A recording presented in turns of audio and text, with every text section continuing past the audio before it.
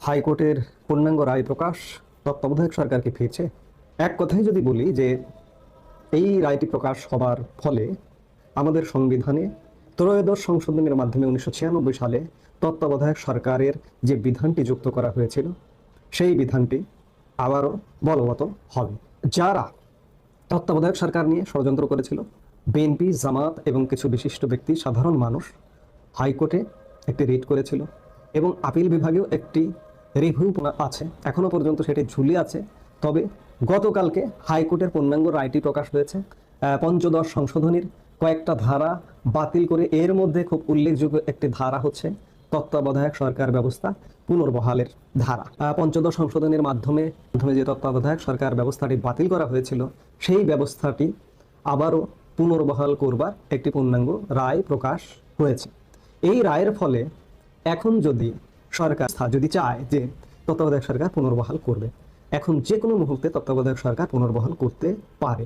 এখন প্রশ্ন হচ্ছে যে হাইকোর্টের রায় হয়েছে, রাষ্ট্রপক্ষের এখনো পর্যন্ত কোনো সিদ্ধান্ত জানা যায়নি যে এটি আপিল বিভাগে যাবে কিনা, আপিল করবে কিনা। এখন রাষ্ট্রপক্ষের কথা যদি বলি, এখন যারা রাষ্ট্র এক প্রকার পরিচালনা করছেন বা যারা সমর্থনে আছেন, তারাই তো এই রিটটা করেছিলেন হাইকোর্টে তত্ত্বাবধায়ক সরকারকে চেয়ে। তাদের তো আর আপিল করবার প্রশ্নই আসে না।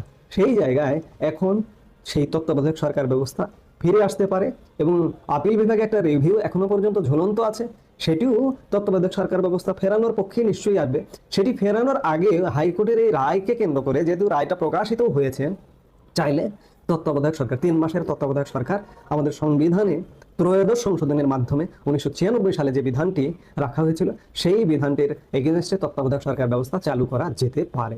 সেই বিধানে ছিল কি, সর্বশেষ অবসরপ্রাপ্ত প্রধান বিচারপতি তত্ত্বাবধায়ক সরকারের প্রধান হবেন। এই মুহূর্তে যদি সর্বশেষ অবসরপ্রাপ্ত বলেন, তাহলে বিচারপতি ওবায়দুল হাসান তিনি হবেন তত্ত্বাবধায়ক সরকারের প্রধান। কিন্তু সত্যিকার অর্থে বর্তমান সিস্টেম, বর্তমান ব্যবস্থা অরাজক সিস্টেম তাকে জোর জবরদস্তিমূলক পদত্যাগে বাধ্য করেছে। তাকে বর্তমান সিস্টেম গ্রহণ করবেন কিনা সেটি একটি বড় প্রশ্ন। হাইকোর্টের রায়ে বর্তমান সরকারটিকে বৈধ সরকার বলা হয়েছে, কিন্তু এটি তো সংবিধানে নেই।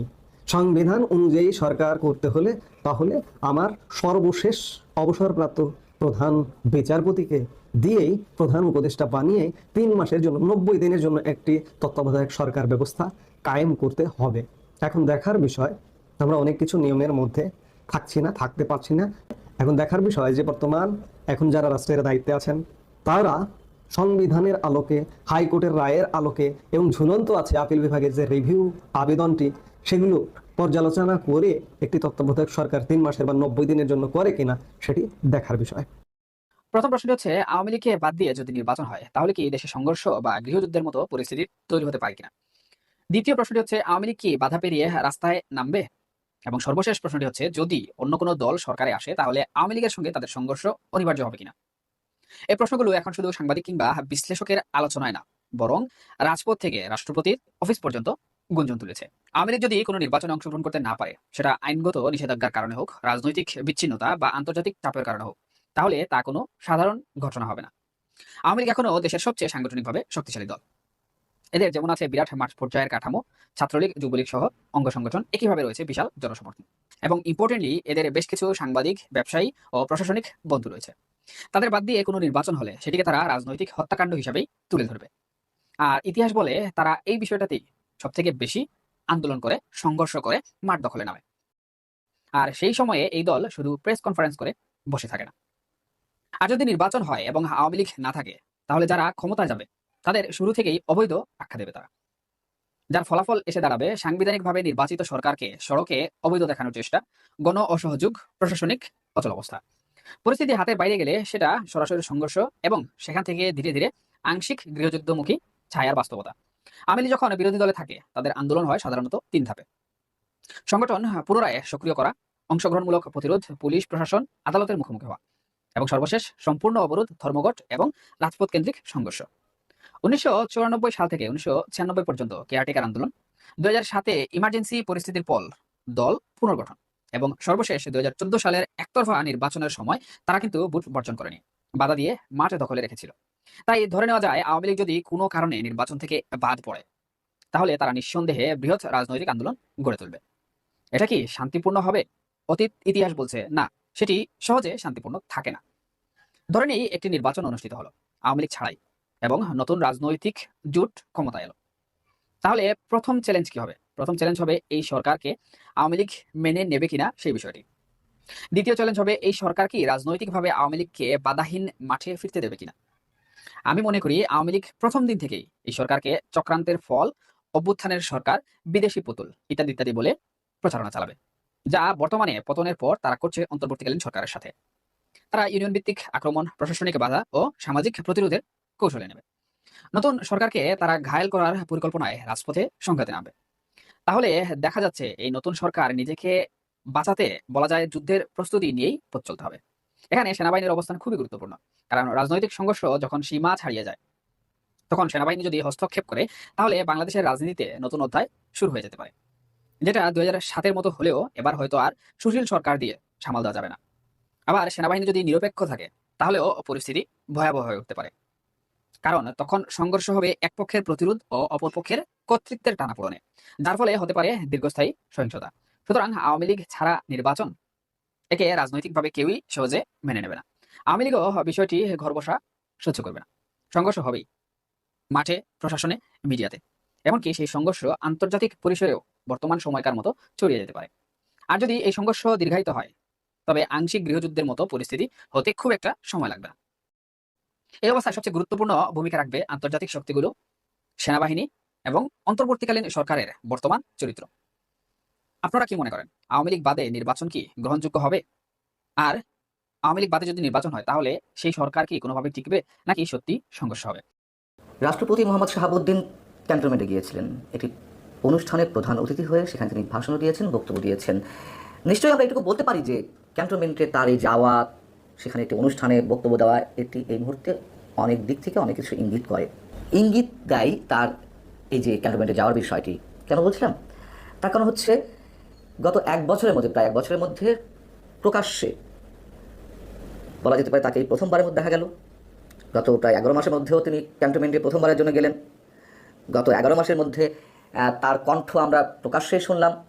ডক্টর মোহাম্মদ ইউনূস প্রধান উপদেষ্টা হিসেবে শপথ নেওয়ার পর অথবা অন্তর্বর্তী সরকার গঠনের পর তাকে প্রকাশ্যে কোথাও বক্তব্য দিতে দেখা যায়নি। শুধুমাত্র ওই দিনই 8 আগস্ট 2024-এ যখন ডক্টর মোহাম্মদ ইউনূসকে শপথ বাক্য পাঠ করানো হয়, সেই দিনই শেষ তার কণ্ঠ শোনার বিষয়টি বা বক্তব্য দেওয়ার বিষয়টি।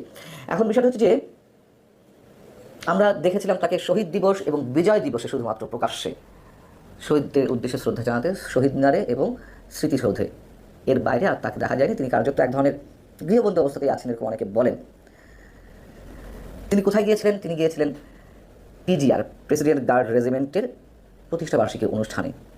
পিজিআর সম্বন্ধে অল্প একটু বলে রাখি, অনেকেই আমরা এই প্রতিষ্ঠান সম্পর্কে জানি না। এটি বঙ্গভবনে অবস্থিত, রাষ্ট্রপতির নির্বাহী অফিসের অ্যাটাচমেন্ট থাকে এবং প্রতিষ্ঠানটির সবচেয়ে যে মূল দায়িত্ব সেটি হচ্ছে রাষ্ট্রপতি ও তার পরিবারের সদস্যদের বিদেশ ভ্রমণ, চিকিৎসা সেবা, আতিথেয়তা পরিষেবা সহ বেশ কিছু গুরুত্বপূর্ণ কাজ তাদেরকে করতে হয়।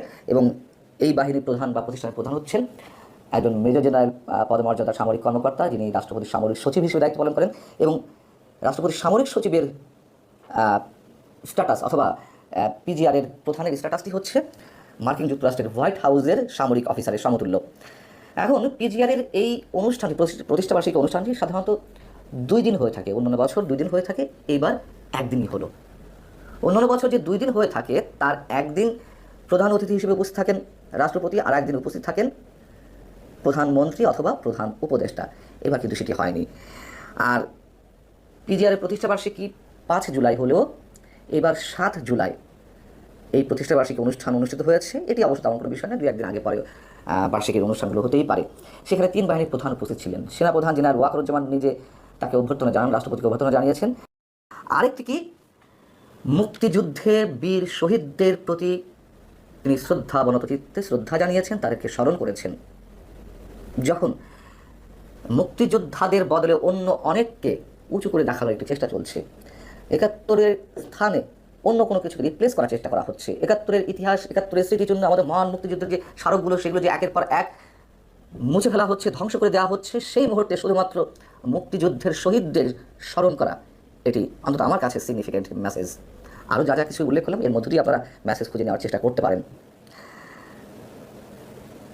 রাষ্ট্রপতি মোহাম্মদ শাহাবুদ্দিন কার্যত অনেকখানি গৃহবন্দী, অনেকে বলেন এমনটা, তখন তাকে কোথাও দেখা যায়নি, এবং এমনকি প্রধান উপদেষ্টার সঙ্গে তার সাক্ষাৎও বা মুখ দেখা দেখিয়ে বন্ধ, এমন একটা অবস্থা। অর্থাৎ প্রধান উপদেষ্টা তার সঙ্গে সাক্ষাৎ করেন না বা দেখা করেন না, বা দুজনের মুখোমুখি হওয়াটা এখনো পর্যন্ত এমন হয়ে ওঠেনি। শুধুমাত্র শহীদ দিবস এবং বুদ্ধিজীবী দিবসে শ্রদ্ধা জ্ঞাপন করতে গেছেন, কিন্তু তাদের মধ্যে কথা হয়নি। আমাদের যে দীর্ঘদিনের প্রথা বা ঐতিহ্য, যে রাষ্ট্রীয় দিবসগুলোতে প্রধানমন্ত্রী বা প্রধান উপদেষ্টা এবং রাষ্ট্রপতি একসঙ্গে শ্রদ্ধা জ্ঞাপন করেন, অথবা পাশাপাশি সময়ে রাষ্ট্রপতির পরে প্রধানমন্ত্রী বা প্রধান উপদেষ্টা শ্রদ্ধা জ্ঞাপন করেন শহীদদের উদ্দেশ্যে, পরবর্তী তাদের মধ্যে কিছু কুশল বিনিময় হয়। আমরা অন্তত এই সরকারের সময় সেটি দেখিনি। এবং এই গুঞ্জনও তো মাঝে ছড়িয়ে পড়েছিল গত 3-4 দিন আগে, বৃহস্পতিবারের দিকে কোনো একটি গোষ্ঠী বঙ্গভবন ঘেরাও করতে যাচ্ছে বা করবে, এরকম একটি গুঞ্জন বা গুজব ছড়িয়ে পড়েছিল। বাইরের দেশে, মানে ঢাকার বাইরে থেকে নাকি অনেককে জড়ো করা হয়েছিল, এগুলো গুঞ্জন আকারে ছড়িয়েছে, এবং সেই জায়গা থেকে বঙ্গভবনের নিরাপত্তা জোরদার করা হয়েছে। এগুলো আমরা জানি। রাষ্ট্রপতির অপসারণ তো শুরু থেকে জানিয়ে আসছে বৈষম্যবিরোধী ছাত্র আন্দোলনে তারা, বা এখন যারা জাতীয় নাগরিক পার্টির নেতৃত্বে আছেন। বিএনপির সুকৌশলী রাজনীতির কারণে শুধুমাত্র সেটি ঠেকানো গেছে। পরবর্তীতে যদিও বিএনপি অনেক ধরনের ট্রাপে পড়েছেন, আমরা মন্তব্য করি, প্রধান উপদেষ্টা বা সরকারের নানান ধরনের কৌশলের কাছে তাকে আত্মসমর্পণ করতে হয়েছে, এরকম অনেকে মন্তব্য করেন। যেমন নির্বাচন নিয়ে দফায় দফায় যেটা ডেটগুলো দেওয়া হচ্ছে বা নানান ধরনের আলোচনা। কিন্তু বিএনপি অন্তত এই ক্ষেত্রে, দুটি ক্ষেত্রে যদি বরাবরই বলি, একটা হচ্ছে সংবিধান এখনো পর্যন্ত এক্সিস্টিং রাখার ক্ষেত্রে, আর একটি হচ্ছে রাষ্ট্রপতির অপসারণ না করার ক্ষেত্রে তাদের। দর্শক, সম্পূর্ণ ভিডিওটি দেখলেন, আশা করি বিষয়টি বুঝতে পেরেছেন। এ নিয়ে আপনার গুরুত্বপূর্ণ মন্তব্যটি অবশ্যই কমেন্ট বক্সে জানিয়ে দিবেন। ধন্যবাদ।